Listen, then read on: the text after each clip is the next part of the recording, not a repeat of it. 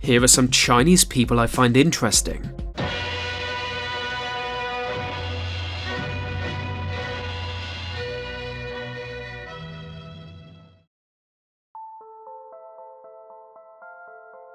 One of the most notorious criminals of 1920s England was Brilliant Chang. International headlines dubbed him the Dope King of London, but little detail of his life is known. We know he was born into a wealthy Chinese family in the late 1800s, then in 1913 emigrated to Britain. In time he opened a series of restaurants, from which he sold drugs like opium and cocaine. Chang was suave and charming, having an easy time converting young women into users, but this would be his eventual downfall. The Yellow Peril was an ongoing situation, caused by newspapers in the West pushing paranoia over Asian immigrants. Countless novels and films depicted Asians as evil predators preying on white women. In this environment, Brilliant Chang was a perfect real-life villain. The press in both Europe and North America painted him as a criminal mastermind.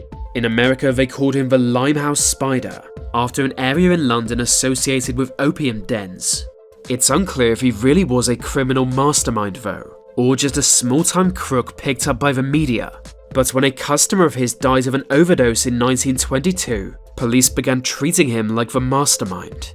In 1924, he was sentenced to 14 months in prison, and in 1925 he was deported, never to be seen again. In following years, a number of rumours emerged that he became the biggest drug lord in Europe, or that he ran a street gang in China, but his fate is just another mystery. Qin Shi Huang was the first emperor of China. I mentioned him in my last video, but only briefly, and I failed to explain just how insane he was. He was a brutal and paranoid yet productive ruler. It was Qin Shi Huang who built the Great Wall, a project that killed more than 400,000 workers. Their deaths were quick compared to those of his political rivals. Some were slowly tortured, some were buried alive, but eventually all were subdued. This was partly cunning strategy, and partly just that he was unstable. At one point he had an entire forest cut down, because he decided the god associated with it was a bit of a dick. But I think the most funny thing was his goal of avoiding death. The man spent decades trying to become immortal, spending a fortune on alchemists. They gave him a drink brewed with mercury, a substance highly toxic to humans. He also sent expeditions overseas to find a mythical island known as Penglai.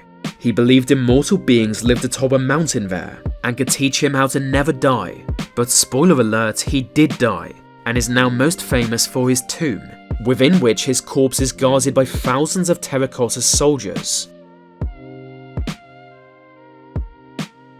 As you'd expect, the last emperor of China also led a bizarre life. He was just 6 when the imperial dynasty was overthrown by a revolt, having been emperor for 2 years. Luckily, he was allowed to remain in the palace for another 12 years, and lived a life of luxury. But China was a mess, and in 1917 a rebellion briefly restored him to power. This only lasted for another 2 weeks though, and it was decided he should get lost. If we're being honest, he was a bit of a loser, unsuccessfully trying to ally himself with warlords. They all thought he was a waste of space, but then opportunity struck when Japan invaded China. They set up a puppet state in the mineral-rich region of Manchuria, declared it independent of China, and named him king. Puyi hoped this would be a stepping stone to becoming emperor of all China, but even they eventually decided he was a creepy weirdo. After the war, he was captured by the Soviets, which was not a stroke of luck. But after 5 years in prison, he was turned over to the Chinese communists, who surprisingly set him free. Puyi died in 1967, the last of a 2,000-year-old royal dynasty. Zheng He is one of history's greatest explorers, but so many have never heard of him. Raised as a court eunuch, he eventually became a respected admiral. Going into the 1400s, China's emperor wanted to expand his influence abroad, so he ordered a fleet of ships built. He then made Zheng He its commander and sent him on 7 expeditions. The ships were loaded with men and gold, hence why it is known as the Ming Treasure Voyage. Under Zheng He's leadership, they travelled far and wide, from Indonesia to East Africa, and almost everywhere in between. On the way, they battled pirates and went to war with the King of Ceylon. They established new trade routes and became legends back in China. According to tradition, some of his ships had 4 decks and held hundreds of men. It's also thought some of his men stayed behind in Africa and the Middle East, where many of their descendants now live. Zheng deliberately avoided settling in these foreign lands, but it sounds like China came pretty close to having a colonial empire.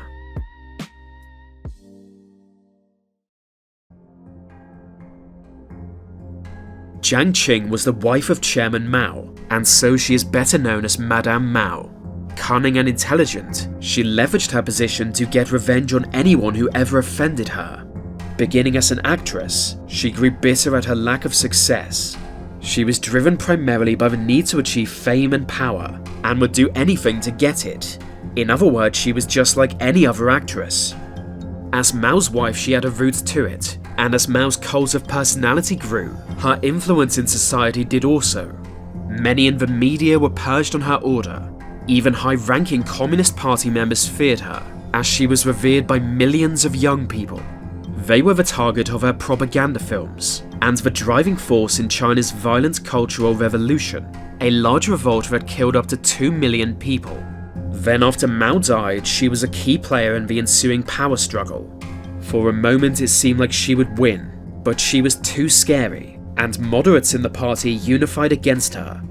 In the end, she was sent to an underground prison, and 4 years later hanged herself. The greatest rebellion in history was led by Hong Xiuquan, a man who was either hilarious or insane. Born in 1814, he tried and failed to pass the infamous imperial examination, a test taken by all wishing to become a civil servant in imperial China. Years of hard work had been for nothing, and now he faced a life of little opportunity. When I was in a situation like that, I began making videos, but he tried a different tactic. In 1843, he claims to have been visited by God, who told Hong he was the younger brother of Jesus. For some reason, a lot of people believed him, and he kicked off a rebellion to overthrow the Chinese government, which he saw as satanic. In time, he established the Taiping Heavenly Kingdom, a rapidly expanding Christian state that eventually had a population of 30 million. But Imperial China had a population of around 400 million, along with a well-regulated military and fancy hats.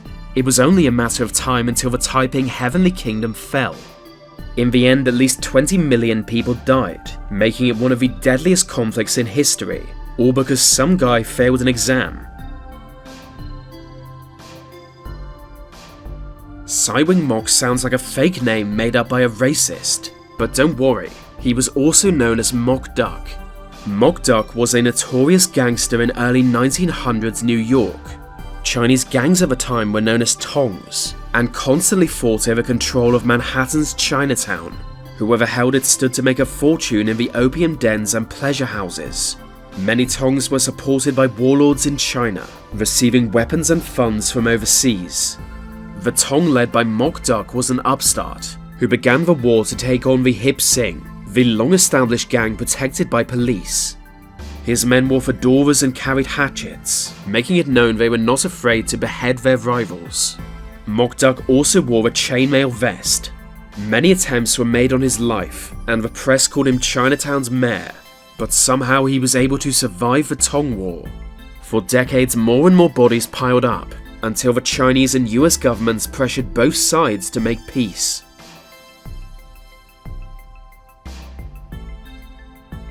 With its massive coastline, China has a long history of piracy, and the most infamous Chinese pirate of all was Yi Sao. In the early 1800s, she led a fleet of 400 ships, commanding a force of around 50,000 pirates. This meant she had one of the world's largest navies, and considering she was a criminal, well, this was bad news for everyone else. But they did not always kill and plunder. Most of the time they simply taxed any merchant ship wishing to pass through their territory, and with so many ships the emperor couldn't really do much to stop it. In the end, China had to request help from the British and Portuguese navies, and together they gradually tore into the pirate fleet. Even when that happened, she only surrendered on the condition of amnesty and a generous pension from the Chinese government.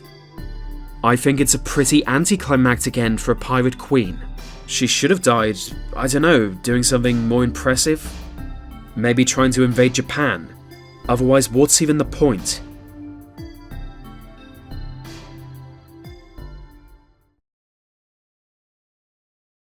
Chiang Kai-shek was like a Chinese Forrest Gump. He led the nationalist side during the Chinese Civil War. With a massive standing army, he very nearly crushed the communist side, and for a decade was the de facto ruler of China. But when Japan invaded, he joined forces with Mao to defend the homeland. While Chiang Kai-shek fought the Japanese head-on in expensive battles, Mao opted for guerrilla attacks. By the war's end, the nationalist side was exhausted, and Mao had quietly been preparing to move against them. In 1949, Chiang Kai-shek admitted defeat. Realizing all was lost, he took his army to the island of Taiwan.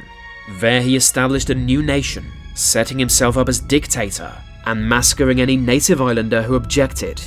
It's a bit weird to immediately go from being the exile of one country to the founding father of another, but that's exactly what he did. Chiang Kai-shek was a brutal and effective ruler, being president of the island until the day of his death in 1975. That was just 1 year before Mao also died, and in that time Taiwan had been transformed. In what is known as the White Terror, natives lived in fear, and 140,000 people were imprisoned. But Chang also led Taiwan to become a serious economic and technological power, so it's been a pretty wild ride for that small island.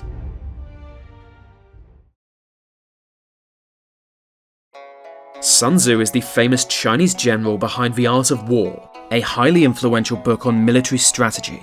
The problem is though, he might not have even existed. According to tradition, he lived around 500 BC, a period that saw multiple Chinese warring kingdoms. He was the military commander of Wu, leading it to defeat the much larger Chu state. Then he wrote The Art of War and seems to have disappeared, and so he went down as a great general. But just like with your dad, a lot of people question his existence. Little evidence is out there, and while The Art of War was clearly written by someone, their name may have been lost to history. Chinese history goes back for more than 4,000 years. That's a long time. It was only 168 years ago that Washington crossed the Delaware. Only 452 years have passed since Columbus discovered America. It's 1,500 years since the world saw the fall of the ancient Roman Empire. 3,400 years have gone by since Moses received the Ten Commandments. 3,700 years have passed since the pyramids were built. But more than 4,000 years ago, the Chinese Empire was already in existence. And more important, so was the Chinese civilization.